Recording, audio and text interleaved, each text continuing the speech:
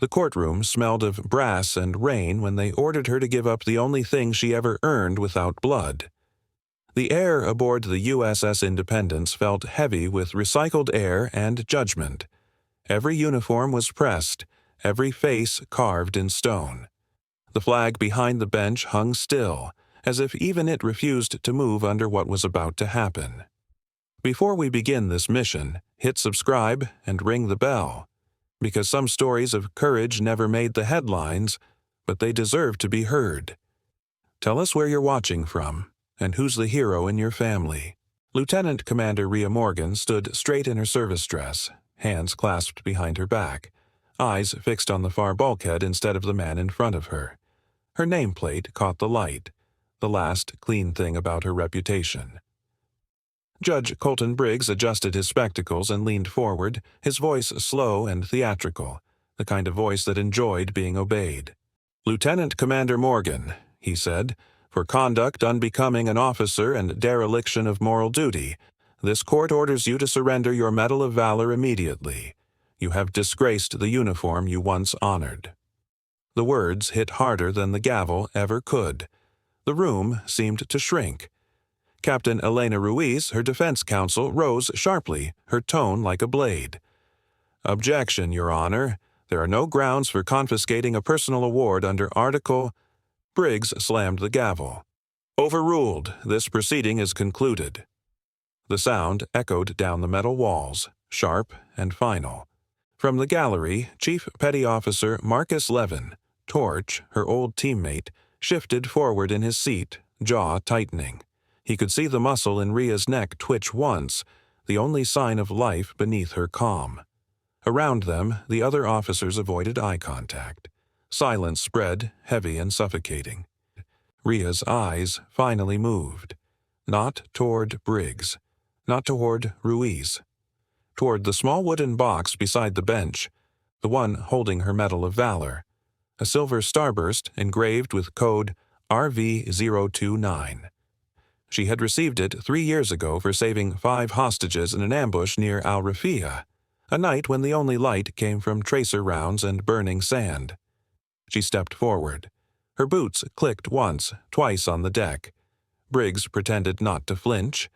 She unclasped the medal from her uniform, the faint metallic scrape cutting through the stillness. For a heartbeat, her fingers hesitated. In that silence, another sound bled through her mind. Ghost 1, hostile 400 meters, wind 2 knots east. The voice of her team leader, distant and calm. A flash of desert. The glow of a scope in a dust storm. She had called the abort. She knew she had. She set the medal on the table before Briggs. Not tossed, not offered. Placed, precise, deliberate. The clink rang longer than the gavel had. Then she stepped back and raised her chin slightly, eyes locked on the man who had just stripped her of everything she'd bled for. "Is there anything else, sir?" she asked. Briggs looked taken aback by the calm in her voice. He cleared his throat, covering discomfort with arrogance. "You're dismissed. Effective immediately. You are relieved of command and placed under restricted movement pending further review." Rhea gave a curt nod. "Aye, sir." Ruiz started to protest again, but Rhea's glance stopped her cold. This wasn't the place. Not yet. As Rhea turned toward the exit, Torch stood from the gallery. Their eyes met for a brief second, a silent transmission between warriors who'd seen too much to need words. Torch saw something in her eyes that unsettled him. Not defeat, calculation. The courtroom doors hissed open as she stepped into the corridor. The hum of the ship filled the vacuum left behind. She walked down the narrow passage, her reflection trailing her in every pane of glass. The metal's imprint still pressed into her palm like a burn.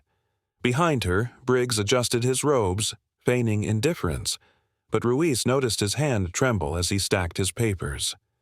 She filed it away, lawyer's instinct whispering that fear always hides behind control. Torch waited until the room cleared, then made his way down the steps. He stopped by the defense table and looked at the empty box. "Hell of a thing," he muttered. Ruiz glanced up at him. You know she didn't do what they said." Torch met her gaze. "I was there. I heard her call it off." Ruiz frowned. "Then why didn't the logs show it?" He hesitated. "Because someone changed them." The words hung there, suspended in the charged air. Ruiz leaned forward. "You can prove that?" Torch shook his head. "Not yet. But I will." Back in her quarters, Rhea sat on the edge of her bunk. Her uniform jacket hung beside her, the faint outline of where the metal used to be marking the fabric like a scar. Rain slid down the porthole glass outside, smearing the reflection of her face into something almost unrecognizable. She opened a small metal case on the desk. Inside were folded mission photos, her team smiling in desert heat, sand clinging to sweat and sunburn. She touched one image, Torch with his arm slung over a young medic's shoulder, both alive, both laughing. The medic had died that night. The same night she'd been accused of giving a kill order that never came. She whispered under her breath, "I told you to stand down." In her mind, the radio crackled again, replaying fragments she couldn't silence. Echo. 1. Do you copy? Ghost 1. Confirm abort. Then static. Then fire. She'd spent months reliving it, rewriting it, searching for the second where everything turned. Now, stripped of her rank and honor, she realized something sharp through the numbness. Briggs wanted silence, not justice, and he had underestimated her capacity for patience. She stood, straightened her undershirt, and faced her reflection. Her expression was unreadable, but her pulse had steadied. The humiliation in the courtroom no longer felt like an end. It felt like the start of a hunt. Back in the annex, Briggs poured himself coffee, smiling faintly as he signed the order that would end her career. He didn't notice Ruiz watching him through the glass partition, her eyes narrowing. That night, as the ship rocked gently under a curtain of rain, Torch sent a single encrypted message to Rhea's secure device. 4 words appeared on her screen. Found something. Not over. She stared at the words until the letters blurred. Then she powered down the device, leaned back against the wall, and let out a slow breath. The calm of someone who'd decided what came next. Tomorrow, she would no longer be a defendant. She'd be a ghost, moving silent, unseen, and one step closer to truth. Her eyes closed briefly as the ship's engines rumbled beneath her feet, carrying her toward a reckoning only she could see. The storm outside deepened, thunder rolling low across the horizon like distant artillery. Somewhere above, the flag on the mast caught wind and began to move again. She opened her eyes, calm and unflinching. The war wasn't over. It had just changed shape, and somewhere in the dark the hunt for the truth was already beginning. They called her Ghost because she left no trace, but now she was hunting the ones who tried to erase her. Rhea Morgan sat on the edge of her bunk, rolling the sleeve of her undershirt until the seam aligned perfectly. It was a nervous habit, a small ritual of control. Outside the small porthole of her quarters, the Pacific was a solid sheet of gray. The USS Independence moved like a slow heartbeat beneath her feet, the hum of the engines matching the silence in her chest. The court-martial had ended 2 days ago, but the humiliation still hung in the air like smoke. The knock came once. Sharp, familiar. Torch didn't wait for permission. He opened the door and filled the space with his bulk and restless energy. His uniform was wrinkled, his jaw unshaven. He looked like a man who hadn't slept since the verdict. "You packing to disappear?" he asked. Rhea didn't look up. "I'm following orders. Restricted movement means off the grid, not off the map." Torch stepped closer, lowering his voice. "Yeah, then why are you erasing your hard drive?" She stopped mid-motion. The laptop on the desk still glowed faintly, half a command line written, half a secret undone. "Old habits," she said quietly. He dropped something on the desk, a small data drive, matte black, unmarked. "Then here's one more file to delete," he said. Rhea's eyes flicked to it. "What is it?" "The real mission log from Emberfall." Her heartbeat slowed. "That's impossible. The logs were sealed by the tribunal. Sealed, sure, Torch said, crossing his arms, but not erased. I've got friends in systems who still owe you their lives. One of them pulled a copy from the backup servers before Briggs's office got to it. Rhea stared at him, the weight of what he was saying pressing the air out of the room. You're telling me the official log was altered. I'm telling you it was rewritten, Torch said. They scrubbed your abort call, made it look like you ordered the strike yourself. The words cut deep, but she didn't flinch. She reached for the drive, turning it in her palm. The label was hand-scratched. Zulu 0430, 11 May. She knew that timestamp by heart, the night of the mission, the night everything had gone wrong. Plug it in, Torch said. Rhea hesitated only a moment before sliding the drive into the port. The screen lit up, a grainy feed loading in muted tones. Her voice echoed faintly through the speakers. This is Ghost 1. Target 0, Charlie confirmed. Civilian structure in grid. Abort, strike. I repeat, abort. Then came another voice. Calm, commanding, male. Echo. 7, cleared for transmission. Authorization overridden. Proceed. Torch exhaled. That voice ring a bell? Rhea didn't answer. Her eyes narrowed. She knew it. She'd heard it again in the courtroom, not over a radio but from behind a bench. Judge Colton Briggs. She leaned back, the truth sliding into place like a weapon locking into battery. He was there, she whispered. He authorized Emberfall himself. Torch nodded grimly. That's what I figured. He ran that op off book. You were supposed to take the fall before anyone started asking why there were no mission records in the chain of command. Rhea's fingers tightened on the laptop edge. Then we find proof. Torch gave a small, humorless laugh. Proof like this gets people disappeared, Ghost. That's why we won't look for it alone, she said. Get Ruiz. Hours later, the three of them sat in a dim-lit briefing cubicle below deck. Ruiz leaned over the laptop, her brows drawn tight. If this file's real, Briggs isn't just corrupt. He's compromised federal command integrity. We're talking treason-level violations. Then he won't stop until it's buried, Rhea said. Ruiz tapped the screen. The file metadata points to a comms relay in Norfolk, a private terminal marked under an inactive security clearance. Whoever used it uploaded the modified log 37 minutes after the original. Who had that clearance? Torch asked. Ruiz looked up. Someone named Lieutenant Commander Evan Traynor, former intel officer, retired early, medical discharge. Rhea recognized the name, Briggs' protege. Torch gave a low whistle.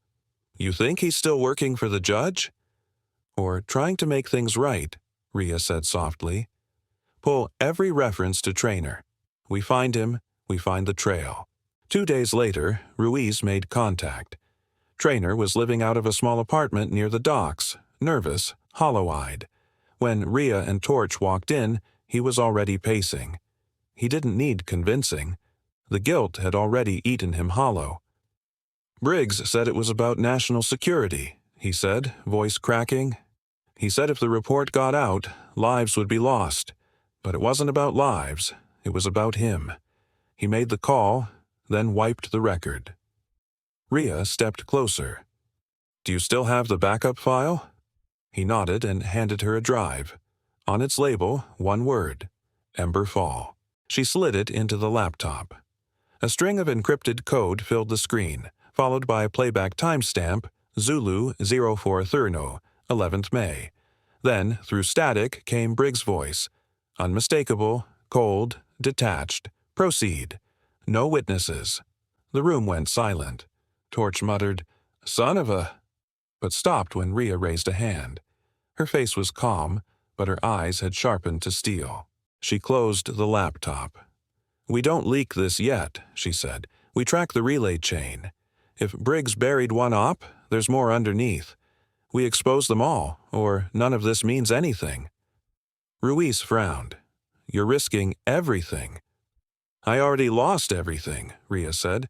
This is just the next mission. Torch leaned against the wall. watching her with the same uneasy respect he'd felt on deployment. She wasn't angry, she was calculating, and that scared him more than rage ever could. Outside, dawn pressed through the blinds, painting the room in bands of gold and rust.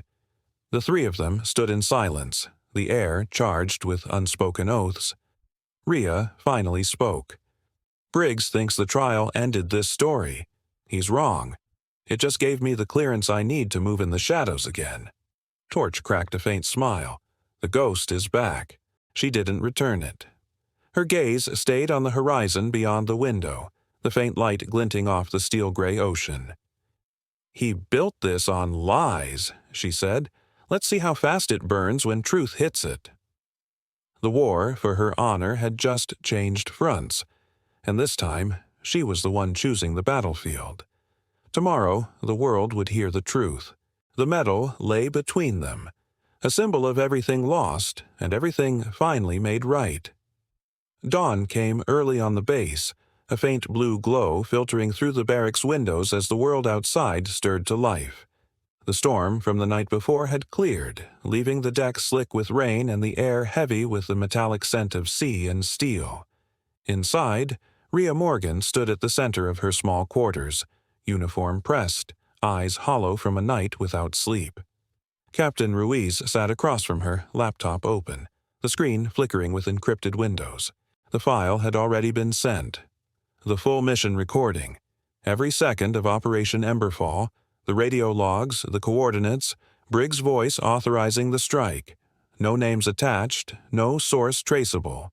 Just truth, delivered anonymously to military oversight and 3 major press outlets. Ruiz shut the laptop slowly. "Once this airs, there's no going back." Rhea didn't look away from the window. There never was. Outside, the ship's loudspeakers crackled to life, broadcasting the start of Judge Briggs' live press conference from Washington. He stood beneath the seal of military justice, face smooth, voice calm, denial polished to perfection. "The allegations are categorically false," he said. "Commander Morgan's trial was conducted under full transparency and due process." Torch entered the room, carrying 2 mugs of black coffee. His eyes were red, but his grin was sharp. "You might want to watch the next few minutes," he said, setting 1 mug by Rhea's hand. Ruiz turned the laptop to face them, volume rising. Briggs was mid-sentence, lecturing the press about integrity and the sanctity of command decisions. Then, without warning, the broadcast glitched. The image froze for half a second, then split to static. A new sound bled through, faint at first, then unmistakable. "This is Ghost." 1. Target 0. Charlie confirmed. Civilian structure in grid. Abort. Strike. I repeat, abort. Then the answering voice, deep and unhurried, carried through every speaker in the room. Echo 7. Cleared for transmission. Authorization overridden. Proceed. No witnesses. Briggs froze mid-breath, color draining from his face as the broadcast turned against him. The silence was brutal. Reporters didn't cut away. Every lens caught the fall of a man who thought himself untouchable. A voice shouted from the crowd, "Is that your voice, Judge?" Ruiz leaned back, exhaling. "That'll do it." Torch grinned. "That'll bury him." But Rhea didn't smile. She watched until the screen went black and headlines began. Briggs suspended.